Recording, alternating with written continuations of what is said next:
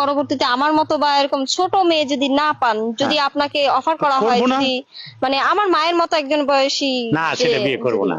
মানে আপনার ওয়াইফ তো এখন নেই, তো আপনার কি পরবর্তীতে বিয়ে করার ইচ্ছা আছে? ইচ্ছে নাই আছে এটাও বলা যাবে না, আবার নাই এটাও বলা যাবে না। হ্যাঁ। যদি আপনার মতন একজন সুন্দরী ছোট মেয়ে পাই তাহলে আমি বিয়ে আচ্ছা, করবো, অবশ্যই আচ্ছা, করবো। আচ্ছা, হ্যাঁ।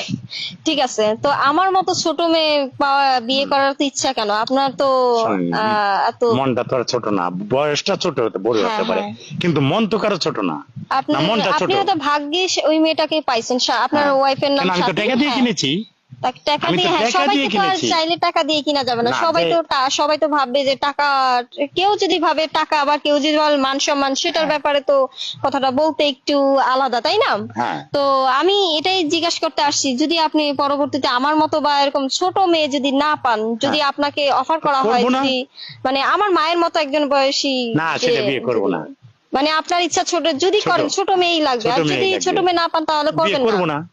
আপনার ইচ্ছা ছোট, যদি করেন ছোট মেয়েই লাগবে, ছোট আর মেয়েই যদি লাগবে। ছোট মেয়ে না পান তাহলে বিয়ে করবেন করবো না। না। একা আছি, একা মানে জীবন তো আপনার, ভালো জীবন, হ্যাঁ, সমস্যা মানে কোথায়? আপনার ইচ্ছা যদি করা হয় তাহলে ছোট মেয়েই ছোট মেয়ে বিয়ে করবো।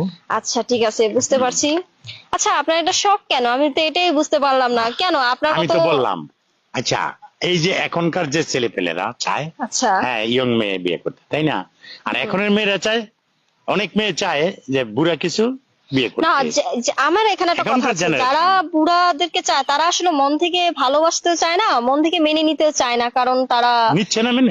মেনে নিচ্ছে। কেন নিচ্ছে? যে যেমন আপনার মেনে মেনে নিচ্ছে না, আমি বলতেছি যেমন আপনার ওয়াইফ সাথী, ও কিন্তু মন থেকে আপনি যাকে সে তো মন টাকার থেকে, জন্য করেছে হ্যাঁ, আমাকে। হ্যাঁ, হ্যাঁ। আপনি তাকে এখন যে বিশ্বাস আসবে সে তো করেছেন। টাকার জন্য আসবে না, সে আমাকে দেখে আসবে।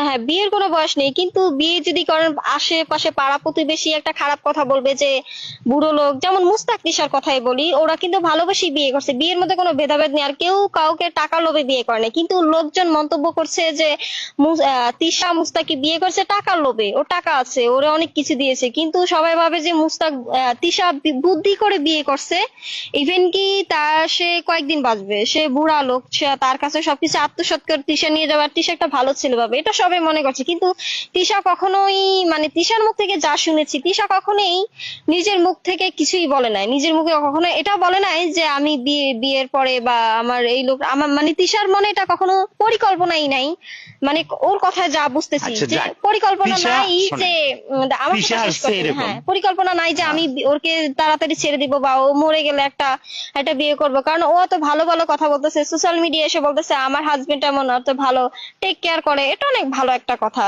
জানি না তিশার মতো একটা মেয়ে যদি আপনি পান তাহলে তো ভালো দোয়া কথা। করবো, ভালো কথা, হ্যাঁ, হ্যাঁ, ভালো। আমার কথা কিন্তু তো ওরকম এটাই। যদি বদমাস ফাজিল ছেলে মেয়ে, ফাজিল মেয়েটা যদি পান আছে তাহলে না, ওদেরকে এরকম নিয়ে যে প্রতারণা, একটা, হ্যাঁ, প্রতারণা করে, করতে পারে, প্রতারণা হ্যাঁ। ফাঁদে তো আর পা দিব না আমি। একবার আমি তো তো এখন দিয়ে বুঝি, শিক্ষা একবার তো হয়েছে, ভাই, হ্যাঁ, একবার হ্যাঁ, শিক্ষা হয়ে গেছে। ভুল থেকে তো একবার মানুষ বাড়বে না, দেখেছি, হ্যাঁ। শিক্ষা হয়ে গেছে, এখন হ্যাঁ, আর সেই শিক্ষা নেই। যদি বিয়ে করার হাতে দেখে শুনে করবো, এটাই কি পরিকল্পনা আপনার? হ্যাঁ, দেখে শুনেই করবো, পরিকল্পনা এটাই আমার।